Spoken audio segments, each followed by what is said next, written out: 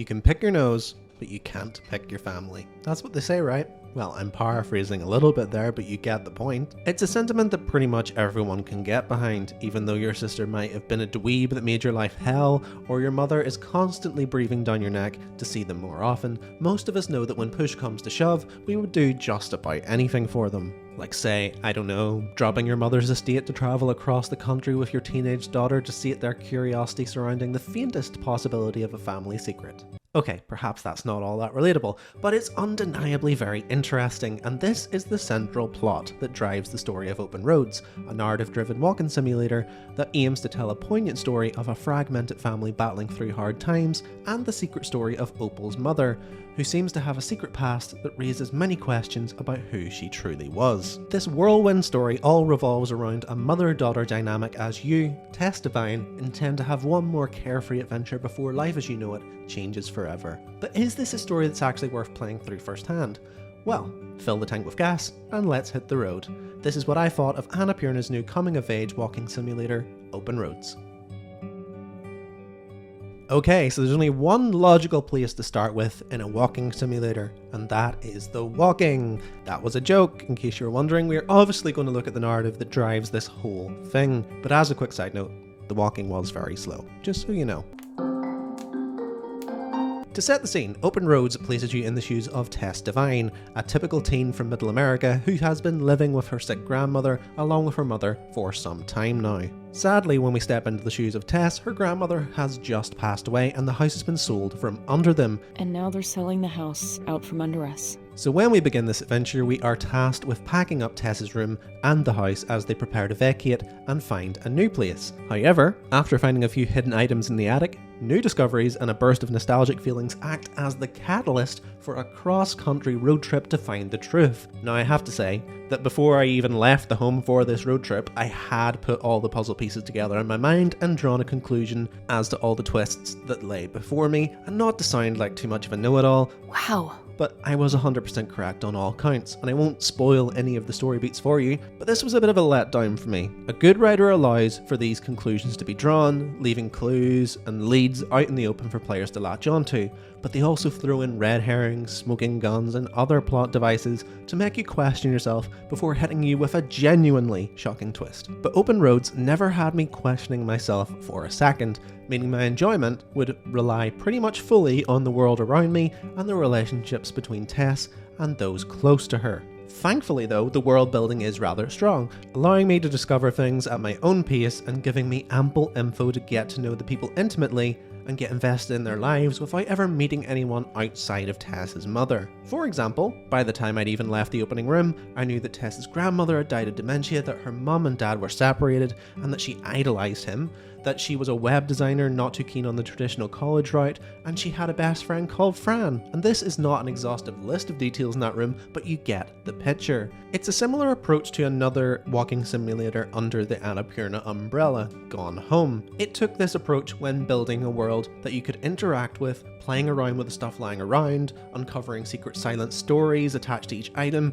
and gradually piecing together the story through exploring thoroughly. However, the problem with Open Roads is the game's inability to let players put it all together themselves. The game constantly prompts you to get your mother's perspective, and then you get a huge dump of exposition each time, rather than trusting the player to contextually understand what's going on.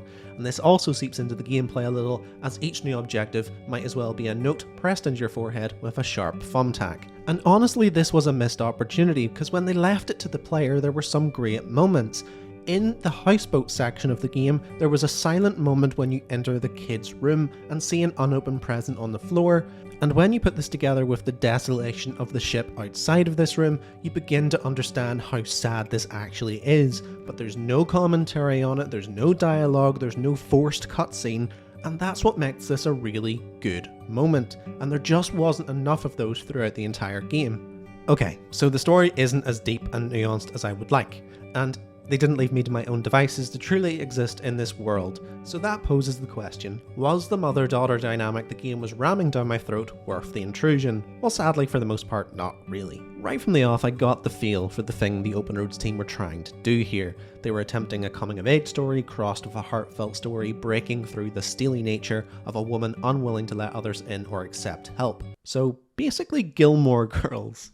The similarities are actually so clear to see right from the off, from the report card showing that Jess is a great student to the numerous big gulp cups dotted around the house hinting at a nearby diner they often frequent. Heck, Tess even takes the time to interject when you lift up an instant coffee packet to show their disdain, which I understand is universal, but equally it's the lifeblood of that 2000 sitcom. Which, by the way, was really in its pomp in 2003, which is when this game is set. I could have put up with this let me copy your homework approach if the relationship between Opal and Tess had been as strong as Lorelai and Rory, but it's a one-sided deal here. There are witty interjections and repartee, but it's pretty much all on Tess's side, as the mother is a buttoned up, stubborn, and generally unlikable woman that had me screaming "seek therapy" at the screen multiple times. Just shocking. Now, credit where it's due, I have to say the voice acting is great on both sides, and Caitlin Dever is excellently cast in this role. However, I never really connected with the mother in this story. I feel that due to the short nature of the game, the heated exchanges popped out of nowhere and fizzled out again with no real peaks and valleys to make them believable, and when it all wrapped up with a happy ending of sorts, I just felt a little empty and underwhelmed. In a nutshell, it just feels like another art house production from Annapurna, where paying for the big names has probably affected the parameters developers have to work within, leading to a shorter game, a game limited in scope as far as writing is concerned, and another story that goes through the motions but falls short of Annapurna's catalogue's big hitters of old. So speaking of art house cinema design, for the sake of being different, the art direction for Open Roads is both interesting and needlessly jarring. The game employs an animation style that places hand-drawn cartoon-style character models and assets in an otherwise traditionally 3D modelled video game setting, which undoubtedly sets the game apart from others and makes for some rather eye-catching screenshots, but in action it's actually very hit and miss. Where it looks best is when the player is actually exploring and interacting with the world through gameplay, as the character assets tend to be still, almost highlighting them in this 3D world in a striking way that looks rather appealing.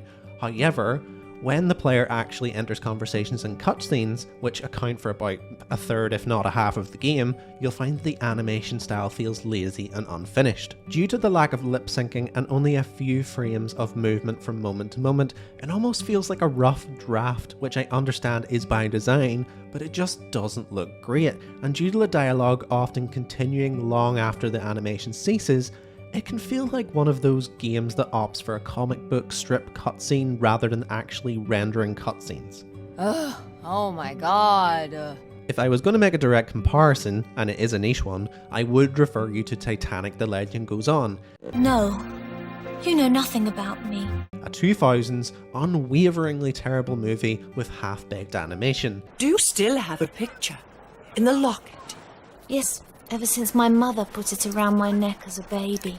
And then left you because she was forced to. Mother? The story and production value may be insurmountably higher where Open Roads are concerned, but if all that money has been spent to warrant this comparison from me, then you have to ask, is that money well spent? Probably not. Now, I can't completely rag on the overall aesthetic of this game, as the world building and the abundance of interactable models within the game are undeniably very impressive. Now, admittedly, this isn't a new thing, as Gone Home managed to do this back in 2009 and arguably do it even better.